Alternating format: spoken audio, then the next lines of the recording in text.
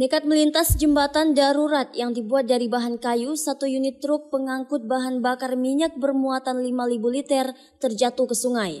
Tepatnya di Kampung Pelita Sagojaya, Kecamatan Indramakmur, Kabupaten Aceh Timur pada Sabtu 7 September 2024. Jembatan tersebut merupakan satu-satunya akses warga yang menghubungkan 3 desa, diantaranya Desa Julok Raya Selatan, Desa Julok Raya Utara dengan Desa Pelita Sagojaya.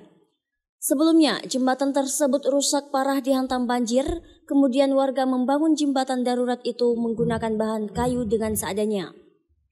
Kecik Pelita Sagojaya Amiruddin mengatakan, kejadian ini terjadi sekitar pukul 8 pagi dan tidak ada korban jiwa, namun supir truk mengalami luka ringan dan syok disertai kerusakan pada jembatan yang dibangun warga.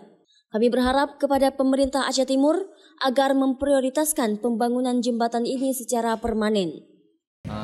Mobil ini kan dari Medan, orderannya solar dari PT Maligo. Makanya tadi pagi lewat dari Desa Pelita Sagojaya dengan kondisi jembatan yang tidak layak. Kejadiannya jam 8 lewat. Perintah daerah khususnya kepada PJ Bupati Aceh Timur dan DPRK semoga minta tolong prioritaskanlah masalah jembatan ini tahun ini, karena kan udah sering terjadi. Ini yang kedua kali, yang udah 2 kali kejadian.